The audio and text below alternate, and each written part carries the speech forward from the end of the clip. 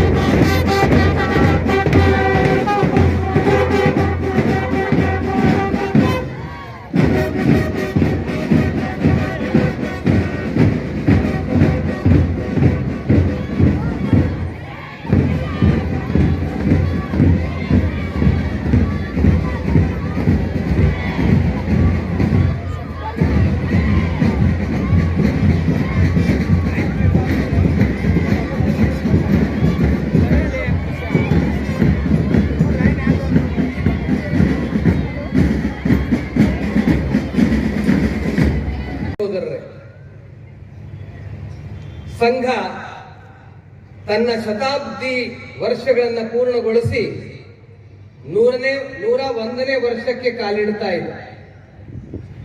ವ್ಯಕ್ತಿಯ ಜೀವನದಲ್ಲಿ 100 ವರ್ಷ ಬದುಕೋರು ಕೆಲವರು, ಅದು ಬಹಳ ದೀರ್ಘವಾದದ್ದು. 100 ವರ್ಷ ಬದುಕಿದರೆ ಶತಾಯುಷಿ ಅಂತ ಕರೀತಾರೆ. ಆದರೆ ಒಂದು ಸಾಮಾಜಿಕ ಸಂಘಟನೆಯ ಜೀವನದಲ್ಲಿ 100 ವರ್ಷ ನಿರಂತರವಾಗಿ ಬೆಳೀತಾ ಮುಂದಕ್ಕೆ ಹೋಗೋದು ಬಹಳ ದೊಡ್ಡದಾದಂತ ಕಾರ್ಯ. ಆ ಕಾರ್ಯವನ್ನ ರಾಷ್ಟ್ರೀಯ ಸ್ವಯಂ ಸೇವಕ ಸಂಘ ಪೂರ್ಣಗೊಳಿಸ್ತಾ ಇದೆ.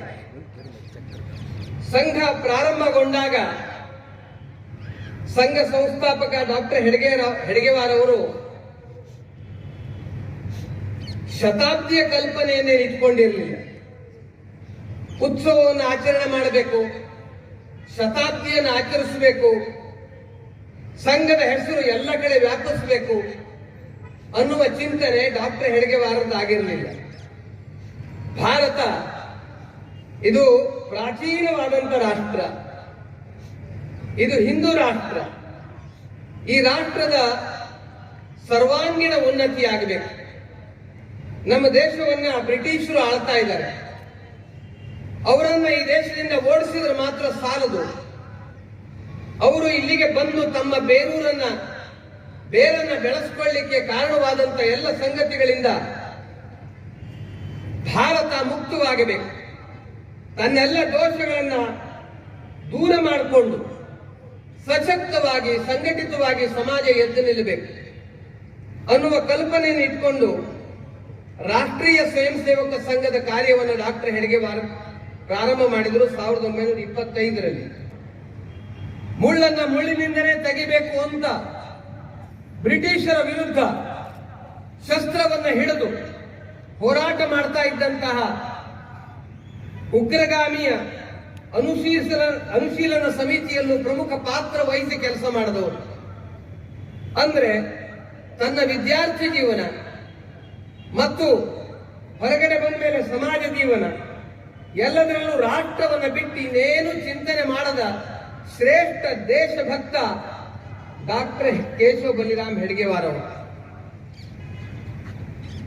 ಹಾಗೆ ನೋಡಿದ್ರೆ ಅವರಿಗೆ ತಮ್ಮ ವೈದ್ಯಕೀಯ ಪದವಿಯನ್ನು ಮುಗಿಸಿಕೊಂಡ ನಂತರ ಬರ್ಮಾದಲ್ಲಿ ಉತ್ತಮ ನೌಕರಿನೂ ಬಂದಿತ್ತು.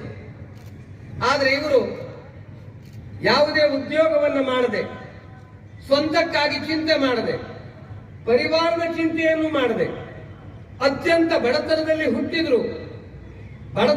ಬಡತನವನ್ನೇ ಮೈಗೆತ್ತಿಕೊಂಡ್ರೂ ಸಹ ದೇಶಭಕ್ತಿಯಲ್ಲಿ ಯಾವ ಬಡತನವನ್ನೂ ಕಾಣದ ಡಾಕ್ಟರ್ ಹೆಡ್ಗೇವಾರ್ ಅವರು ಸ್ವಾತಂತ್ರ್ಯ ಹೋರಾಟದಲ್ಲಿ ದಿನರಾತ್ರಿ ತೊಡಗಿ ಅದರಲ್ಲಿ ಯಶಸ್ಸನ್ನು ಗಳಿಸಬೇಕು ಅಂತ ಜೈಲಿಗೂ ಹೋಗಿದ್ರು.